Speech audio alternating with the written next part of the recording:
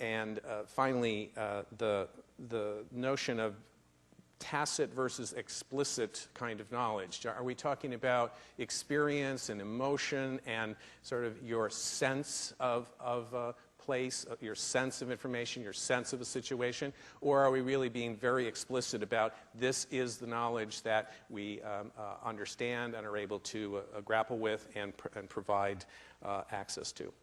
So those are some of the dimensions of discussion. No easy sort of, oh, we need to be exactly here on this particular dimension, I think came about, and I think that's as it should be. There was another thing that was discussed a lot, and that's what do we value? What is it that we really value as information professionals? And there was kind of a 4C kind of model. And the C's will vary, but curiosity, creativity, communication, and collaboration, strong values. Whether those are values that are distinguish information professionals from other professionals, we could debate, but certainly there are things that I think we all appreciate. Another set of values were things like open access, universal access, the organization of information, that we value that, collaboration and sharing, intellectual freedom and diversity of thought, self-directed learning and facilitating self-directed learning, and stewardship and preservation of knowledge. So those are the kinds of things that we were talking about. We had, I think, a lively debate. There are a lot of challenges in today's world, but I think the symposium ended with a lot of optimism about the future. We have a lot of optimism about the young people that we encounter day in, day out at the various universities around the country and the world. And we believe that the information professions are really just getting rolling. And many of the people in this room, and certainly their students, are going to be defining those kinds of professions. And so we're excited, and we're extremely optimistic and positive about the future. So that's sort of my take on what happened yesterday. You're going to hear now from the participants. And the way we're going to organize this is that we've twisted the arms of four very busy and prominent people locally to serve as moderators. And the moderators will introduce the panels and field questions and answers. We've been very stingy with our time, so the presenters will only have 15 minutes.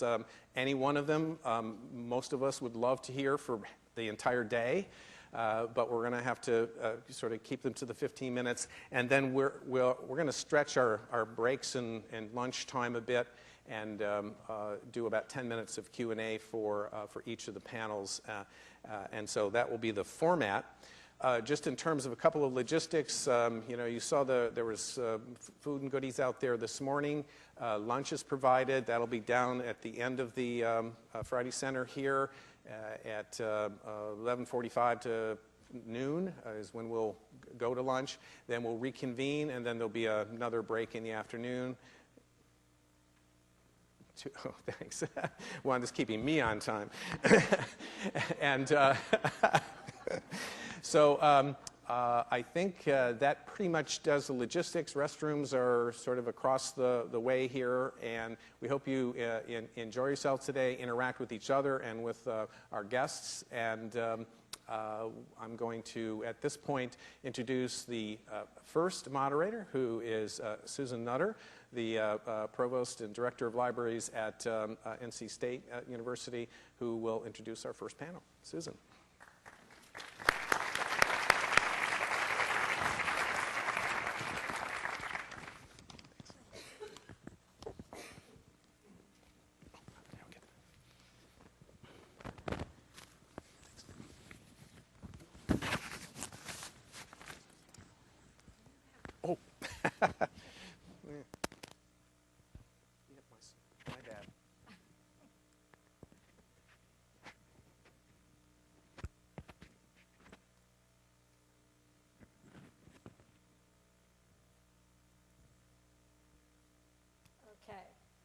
Good morning. It's great to see all of you. This has been a terrific 2 days for all of us who've been involved. And I have the pleasure of introducing the first panel, who are going to give you a sort of a fascinating look at education as we approach 2050 from the sort of micro level to the macro level. And we're going to start with Mike Eisenberg, who is professor and dean emeritus at the University of Washington's iSchool. And he's going to talk about education and 2050, oh, the places you go. He will present what I think is a fascinating description of how education may well be, if we're lucky, in 2050, where we really have an individualized, personalized kind of education, a self-directed learning, if you will. And, you know, I think his description makes it possible for us to see how that will work and how technology will actually enable that. I'm going to introduce all four panelists at the same time to save time. And by the way, Gary was a relentless timekeeper. I've never seen anyone like him. And everybody finished on time yesterday, so I appreciate your giving him the 2-minute sign and taking him off guard. So panelists, pay attention, because this is the order in which you're going to speak. And so Bill Graves will be speaking second. And Bill really takes Mike's topic to another level. He as well is very interested in individualized education, and he provides us with a governance structure for that. Now, Bill is the Senior Vice President of Academic Strategy at Ellucian, and a former colleague here as Vice Provost for Computing at UNC. Then we'll hear from Liz Liddy, who is Dean of the iSchool at Syracuse, and she's going to discuss how she creates and fosters an entrepreneurial spirit environment at Syracuse University. And I think you will find this very interesting. I certainly do, and it resonates with me.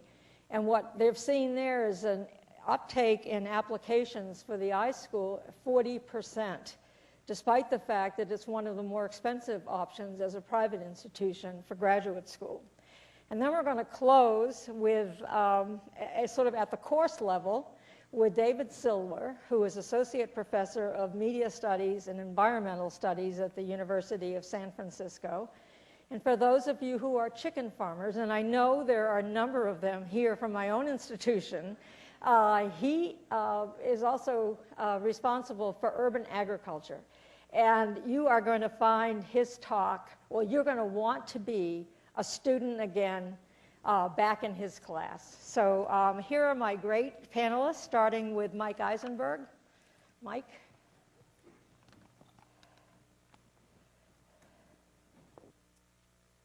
Do I get the microphone? No. You have to do without it. I can do without it, but I want to make comments as you speak. I have a feeling there'll be, Thank you. there's probably a recording or something. And the clicker is here, is that it? Well, hi everybody, it's nice to be here. Let me just make sure, let's try that. No, not that, yeah.